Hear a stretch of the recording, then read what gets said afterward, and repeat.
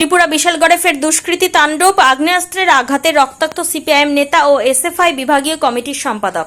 ফের রাজনৈতিক সন্ত্রাসে উত্তপ্ত হয়ে উঠল ত্রিপুরা সিপাহীজলা জেলার বিশালগড় বিধানসভা কেন্দ্র।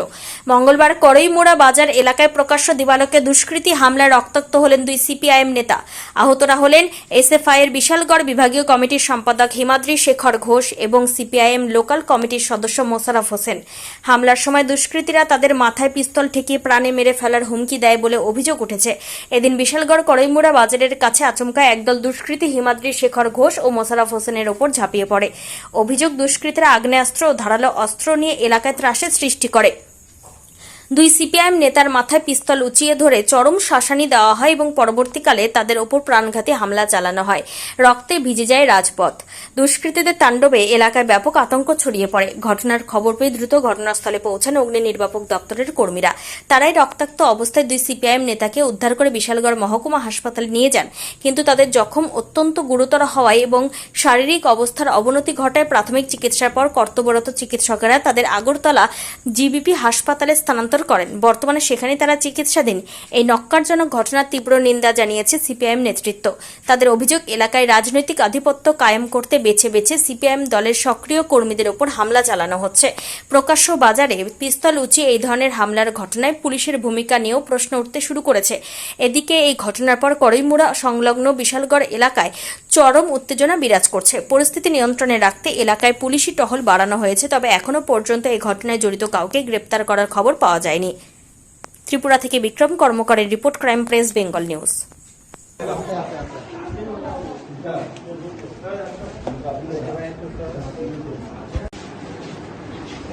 রাত্র 9টা সাড়ে 9টা বাজে রঘুনাথপুর একটা ফাস্টফুডের দোকান আছে, রেস্টুরেন্ট।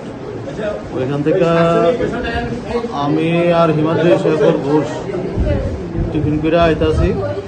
পরিমরা যে কবরস্থানটা, এই কবরস্থানটার নিচে দিয়ে আইতাছি। তখন এখানে একটা বাঁশের ঝাড় আছে, এটার নিচে থেকে সংখ্যায় 8-9 জন হইব। বাইক হিমাদ্রি বাইক চালাইতে আছে, আমি পেছনে বইয়া রয়েছি। তো এখান থেকে অনেকে মুখে কালো মাস্ক করা, আমার এই পেছন বাড়ি দিয়ে ফালাই দিচ্ছে না টান দিয়ে ফালাইছে আমি কইতে পারি না। ফালাই ওই আমার এলোপাথারি চেন দিয়া পিডা, রড, চেন, লাঠি, পিডা অন্ধকারের মধ্যে তো দেখছি না, পিডা আরম্ভ করছে। এরপর আমি ওইটা দৌড় দিয়েছি, দৌড় দিয়া আবার পড়ে গেছি। পড়ে তখন এই পড়ার উপরে আবার আরম্ভ করছে পিডা করে। এরপর আবার ওইটা দৌড় দিয়েছি, আবার পড়ে গেছি। এরপরে একটা ছেলে আমার কানের আছে, এই দেখ পিস্তল পিস্তল, আমিও দেখছি পিস্তলটা, এই দেখ পিস্তল পিস্তল। এরপরে আবার উঠটা এখানে করিমুড়া স্কুলের শিক্ষক রুস্তম চৌধুরী তারা বাড়িতে গিয়ে আশ্রয় নিয়েছে। কি কারণে আপনার কইতে পারি না কি কারণে। যারা আক্রমণ করছে তারা আমি চিনছি না, হিমাদ্রি চিনছি কিনা আমি কইতে পারি না। আমি করিমুড়া একটা জায়গা থেকে খাইয়ে আমরা ওই আমার লগে যে একজন আসলো তাই নিয়ে বাড়িতে নিয়ে দিতে আসলাম।